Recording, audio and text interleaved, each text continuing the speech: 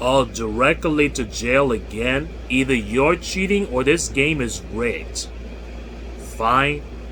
Who was Fannie Lou Hamer? From Megan. Well, on August 22, 1964, a lot of Americans were asking that same question. That night, they turned on a TV to see Hamer on every news program. She looked like a nice middle-aged lady, somebody's mom or your neighbor. But in her home state of Mississippi, she was well-known as a fierce voting rights advocate. For the past 2 years, she'd been fighting to get African Americans access to the polls. The Constitution said that the right to vote couldn't be denied due to race. But southern states have found sorts of ways to get around the law. Stripping of the right to vote, black southerners had no voice in the racist system.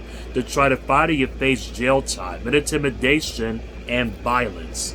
Hamer had experienced it all, and that night she shared her story. And it was just a few minutes long but full of hardship and brutality.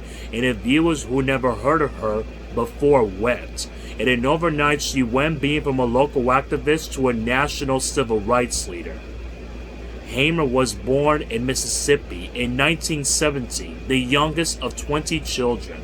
Her grandmother had been enslaved, and her parents, like many descendants of enslaved people, were sharecroppers, a plantation owner rented them farmland in exchange for a share of their crops. But he also charged high rates for tools and other expenses. So like most sharecroppers, they were constantly in debt. Hamer had to leave school after 6th grade to help her family in the fields. As an adult, she earned a position of responsibility on a plantation. She recorded each farmer's harvest and tried to get them their fair share.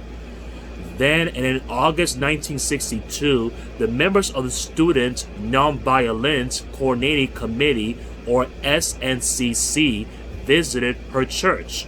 All around the country, the civil rights movement was heating up, and it's one of its major players. It is students activists and local community leaders to join the fight. In Mississippi, they focused on registering black voters. They told a congregation they could sweep out racist officials. Hamer was stunned. She didn't even know that she had the right to vote. So when they asked for volunteers to register to vote, she raised her hand high. No, it wasn't even that simple. And an angry crowd gathered at the courthouse to meet the 18 volunteers. They tried to scare Hamer and the others from even trying to register. But the volunteers stuck together and made their way in. Inside the courthouse, the clerk was no more welcoming. He demanded the group to pass a test before registering.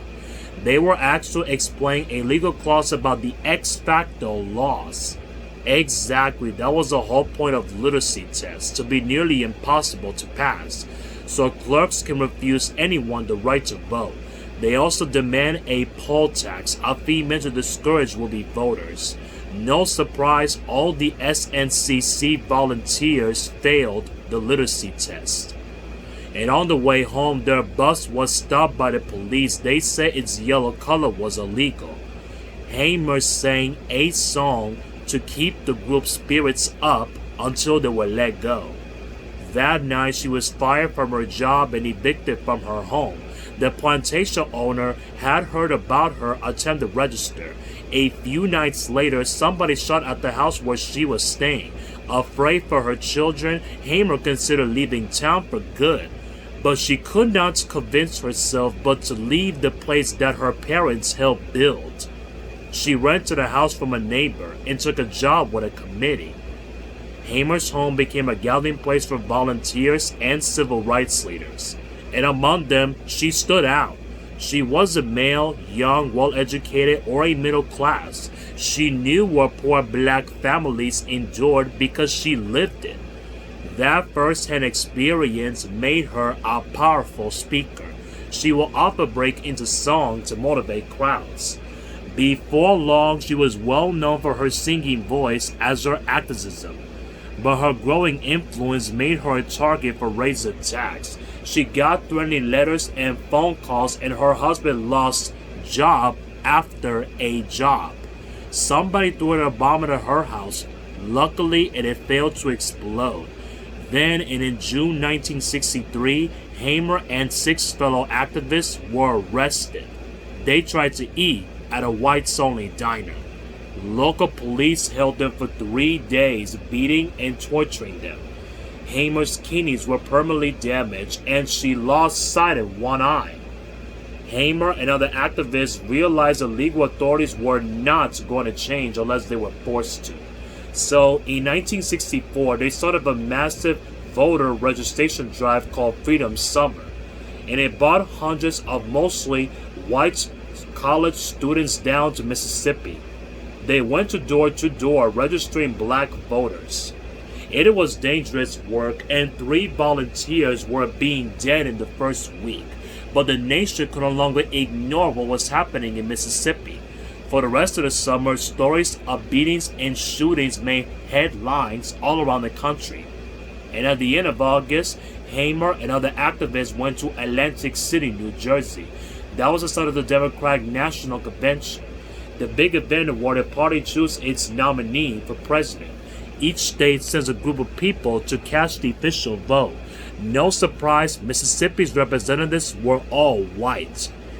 And Hamer's group was there to challenge their authority. So the state executed black voters. They said a declaration was illegal. There were Mississippi Sioux representatives, and they have voter registrations to prove it. And the protest caused a lot of noise, and Hamer was giving a lot to speak.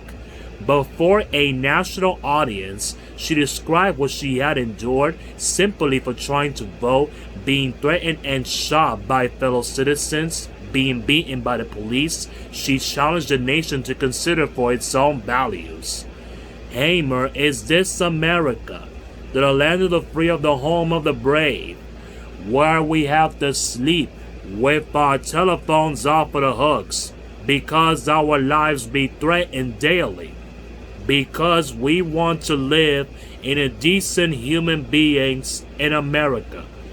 Her testimony replayed on the news for days.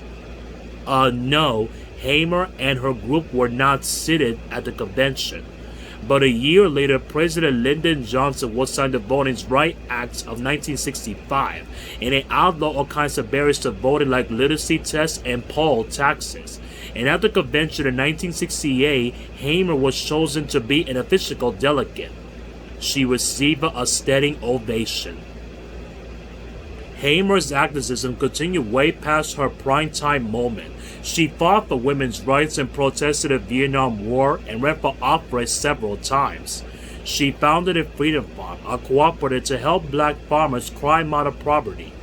Before her death in 1977, she was buried there. Yeah, I guess it is your turn to roll.